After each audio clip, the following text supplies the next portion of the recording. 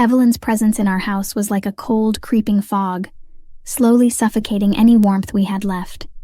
My brother Lucas and I felt it every day, but today it was more suffocating than ever. As we sat at the kitchen table, our homework forgotten, Evelyn's voice sliced through the silence. "You two better have this kitchen spotless by the time I'm done cooking," she said, her back to us. There was an unmistakable sharpness in her tone, one that made both Lucas and me tense up. I tried to sound calm as I replied, "Sure, Evelyn, we'll take care of it." Lucas just nodded, his eyes not leaving his book. The front door opened, bringing a brief hope that maybe Dad's arrival might lighten the mood, but that hope vanished as soon as he walked in. His tired eyes briefly met mine before landing on Evelyn. "What's going on here?" Dad asked, his voice weary. "Nothing, just the usual," Evelyn responded, her voice sweet but her eyes cold. Dad didn't say anything more. He never did. He just retreated to his office, leaving Lucas and me to clean up after dinner. In my room, Lucas and I could finally talk freely.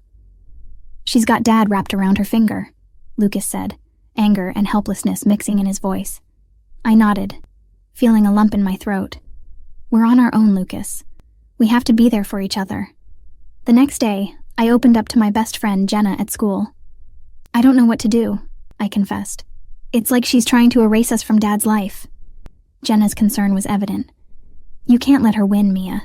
Maybe you should gather evidence or something. Show Dad what she's really like." I considered Jenna's words. Maybe she was right. Maybe it was time to take a stand. That night, back at home, the idea started to take shape. I lay in bed, thinking about Jenna's suggestion.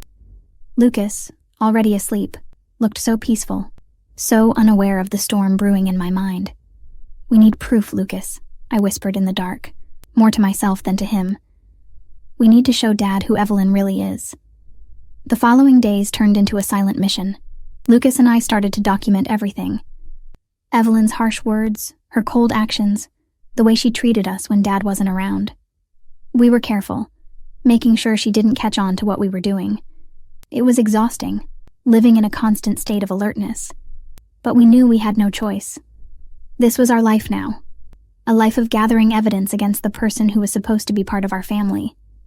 The strain was starting to show. Lucas was quieter at school, and I found myself constantly distracted, my thoughts always returning to our situation at home.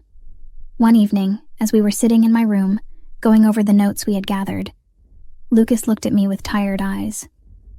"Do you think this will change anything, Mia? Do you think Dad will even believe us?" I didn't have an answer. All I had was hope, a flickering flame in the darkness that was our life. "We have to try, Lucas," I said, my voice barely above a whisper. "We owe it to ourselves to try."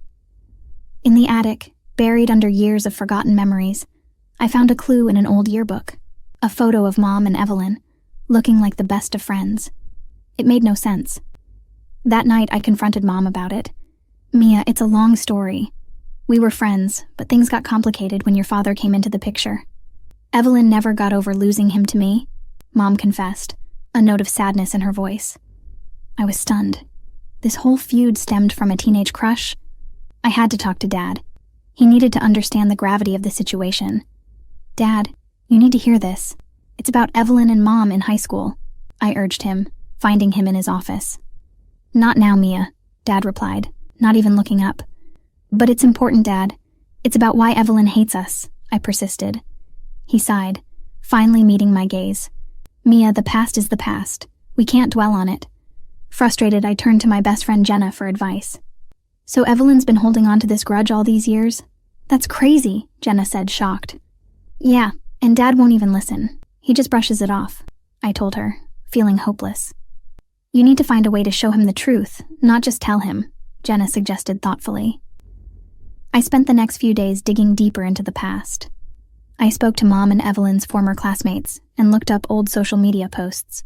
The more I found out, the more I understood Evelyn's deep-seated resentment.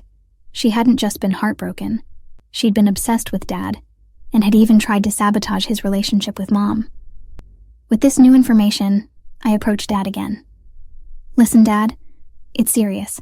Evelyn has been carrying this hatred for decades. She even tried to break you and Mom up," I told him, determination in my voice. Dad finally looked at me with real concern.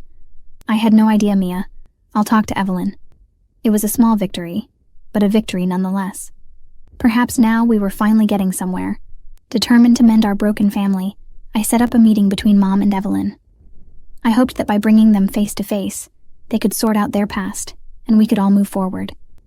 I convinced Mom to come over for dinner, telling her it was time to clear the air. The night of the dinner, the tension was thick. Mom arrived, a cautious look in her eyes, while Evelyn had an air of forced politeness. Dad just seemed hopeful that this would all work out. "So why are we all here, Mia?" Evelyn asked with a thin smile as we sat down at the dining table. I took a deep breath. "I thought it's time to talk about the past, to resolve things for the sake of our family." Mom nodded, looking directly at Evelyn. "I agree. There were misunderstandings between us, and I'm sorry for any pain I caused you." Evelyn's smile faded. "Misunderstandings? You stole the love of my life from me. How is that a misunderstanding?" Dad intervened. "Evelyn, that was a long time ago. We need to move on." But Evelyn wasn't having it. "Move on? You expect me to just forget everything?" The conversation spiraled quickly. Old grievances were aired, and voices were raised. I tried to mediate, but it was like trying to stop a wildfire with a cup of water. The meeting ended with Mom leaving in tears, and Evelyn storming off to her room. Dad was shell-shocked. "I didn't realize it was this bad," he muttered. The next day, things went from bad to worse. Evelyn was more hostile than ever, especially towards me. She seemed to think I was conspiring against her. Her manipulations grew more cunning, turning Dad against us with subtle lies and insinuations. One evening, Lucas came to my room, worry etched on his face. "Mia, Evelyn told Dad that we're ungrateful and disrespectful." He's starting to believe her. I felt a surge of anger. "This is getting out of hand. She's tearing our family apart." We heard footsteps and hushed our conversation. Evelyn's voice floated up the stairs, laced with fake concern as she spoke to Dad. "I just want what's best for our family, but Mia and Lucas, they don't respect me as their stepmother." Dad's reply was weary. "I know, Evelyn. I'll talk to them." Our home had become a battleground, with Evelyn holding all the weapons. Lucas and I were at a loss. Our attempt at mediation had backfired, making things worse than before. The following weeks were a blur of tension and whispered arguments. I felt like I was walking on eggshells, constantly trying to prove Evelyn wrong, but failing each time. One night, as Lucas and I sat in my room, a defeated silence hung between us.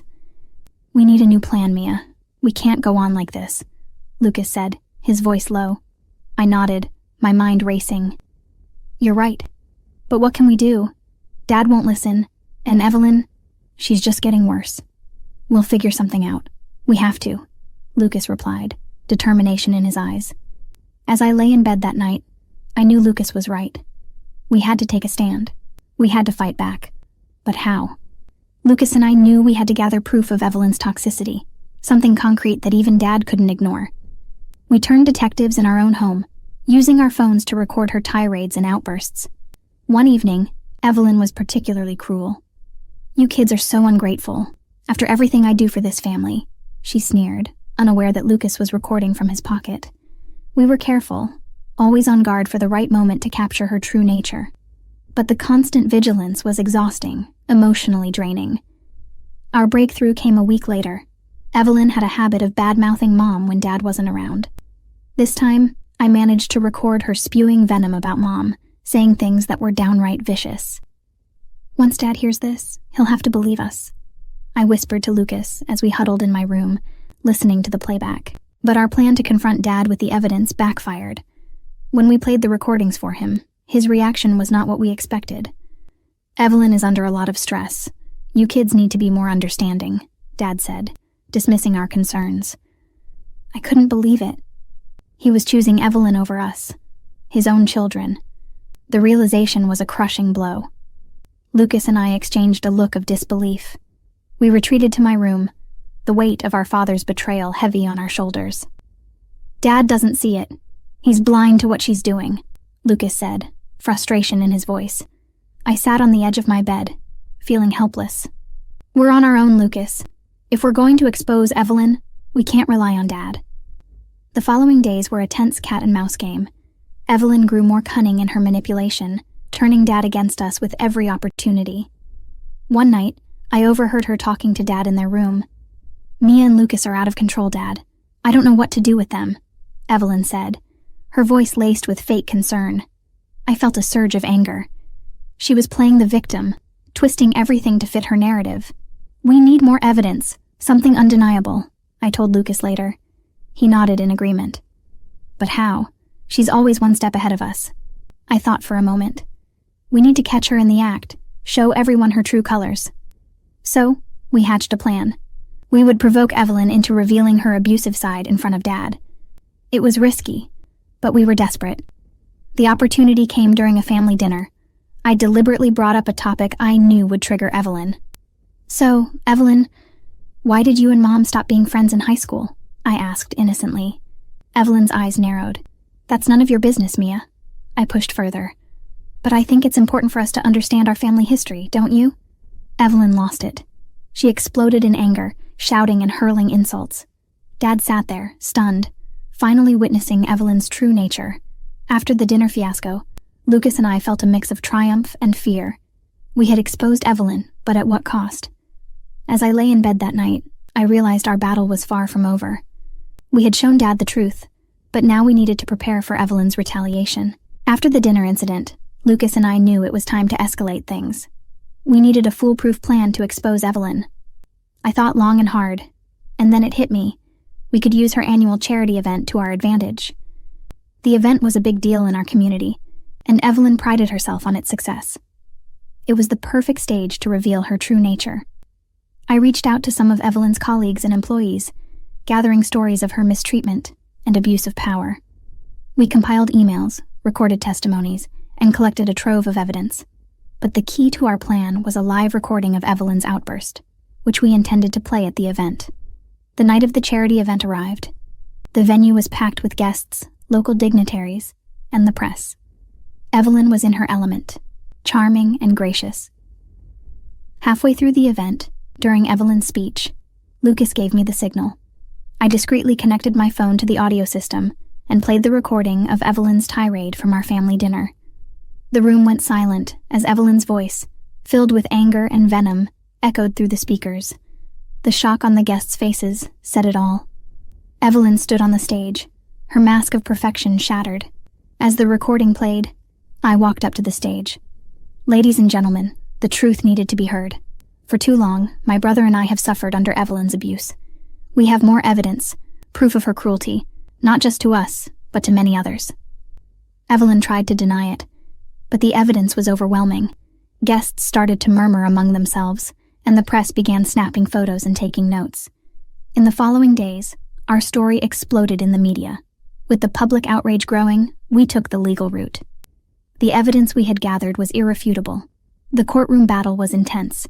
Evelyn's lawyer tried to discredit us, but the truth was on our side. Witness after witness corroborated our story, and the recorded outbursts played a crucial role. In the end, justice was served. Evelyn faced legal repercussions for her abuse and misconduct. It was more than just a legal victory. It was a personal triumph for Lucas and me. Dad was there in the courtroom, watching it all unfold. After the verdict, he came up to us. "I'm sorry, Mia, Lucas. I should have seen it, should have been there for you." It wasn't easy, but we started to rebuild our relationship with Dad. It took time, but eventually, we found our way back to each other. As for Evelyn, she got the help she needed. She reached out to us eventually, apologizing for her actions. It wasn't easy, but we accepted her apology, not for her sake, but for our own peace. Our family, once broken and fractured, started to heal. We learned to trust and rely on each other again. Lucas and I grew closer through the ordeal, our bond stronger than ever. In the end, we didn't just survive Evelyn's toxicity, we overcame it. We emerged stronger, united, and ready to face whatever life threw at us next. The story of Mia and her journey to justice has come to a close,